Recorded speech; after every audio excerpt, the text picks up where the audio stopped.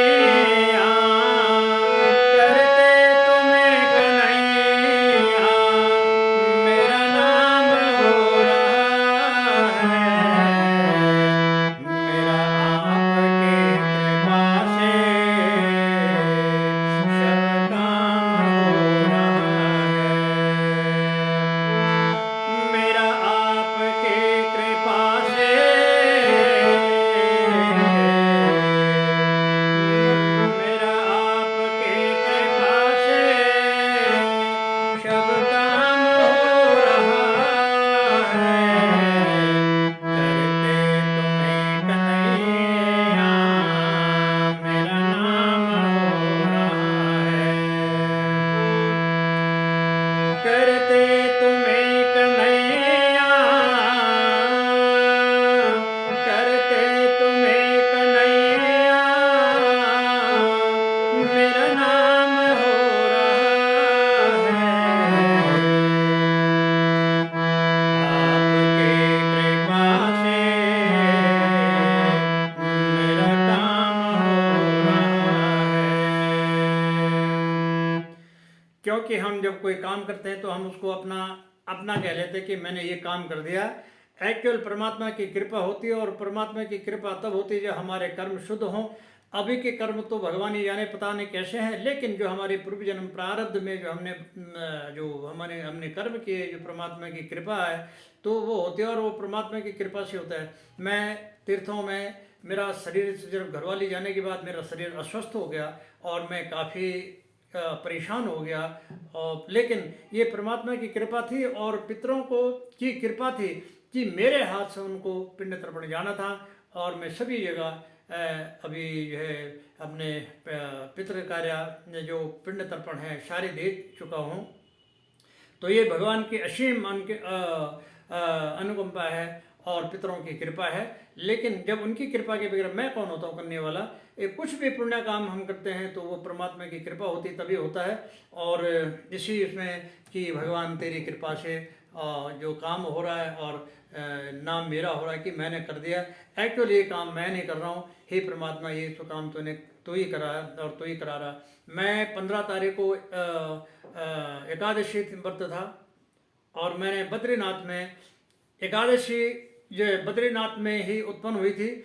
एक मोर नाम का राक्षस था जिसका कि भगवान विष्णु के साथ अतः ये द्वंद्व युद्ध हुआ और भगवान हार थक गए। और बद्रीनाथ में भगवान एक कंदरा में जो आराम कर रहे थे, वो राक्षस वहाँ गया और भगवान के प्राण लेने के, भगवान के प्राण क्या लेकिन कथा में है। अब परमात्मा जब स्वयं नारायण है तो क्या, लेकिन जैसे वो भगवान सो रहे थे तो जो मोर जो राक्षस था वहाँ पहुँचा।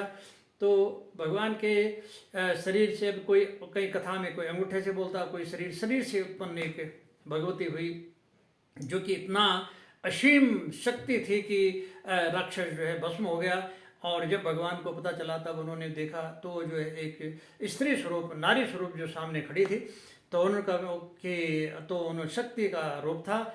और उस दिन एकादशी था और भगवान ने उसका नाम एकादशी रखा। और एकादशी मैया की कृपा है, उन्होंने भगवान से वर मांगा कि जो एकादशी व्रत करेगा उस पर आपकी कृपा रहेगी। और ये एकादशी व्रत जो 24 वर्ष है और हर मास में एक व्रत बढ़ जाता है, तो हर व्रत का एक अलग सा एक महत्व है। जैसे अभी का मोक्षदा है, कभी की कामदा है, कभी की जो है इसी टाइप के हर एक व्रत का जो अलग अलग नाम है और इसी टाइम उस व्रत का फल है।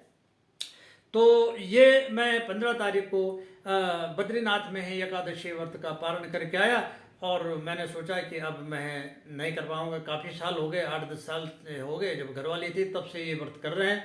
लेकिन फिर जब अभी कल व्रत आया तो फिर मन में जरा शंका हो गई कि अब जो महीने में हर 2 दिन शुक्ल पक्ष कृष्ण में थोड़ा मन में लगा रहता है, चलो मेरा उस दिन व्रत है और उस दिन भगवान का नाम लेंगे, उस दिन कहीं जाना नहीं है, आज कुछ नहीं करेंगे, आज जो है भगवान का नाम लेना और घर ही पे रहना, व्रत करना है। और यही थोड़ा गुनगुना लेता हूँ।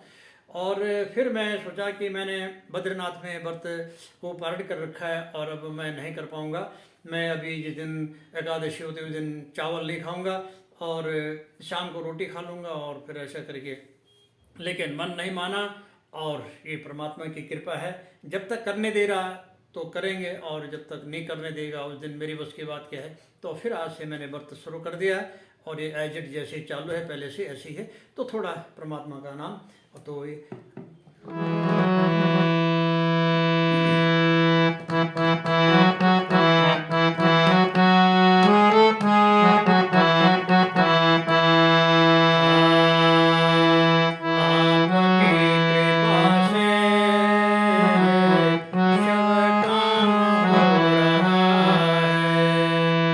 करते तुम्हें कन्हैया, मेरा नाम हो रहा है।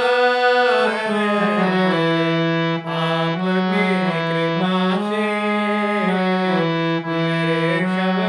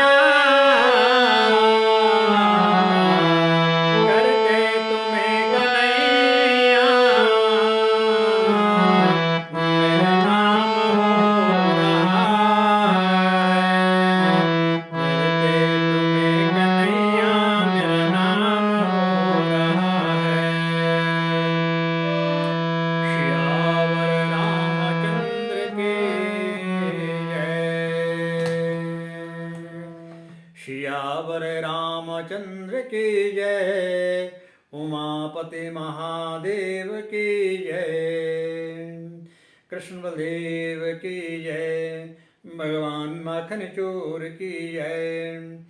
ओम हर हर महादेव।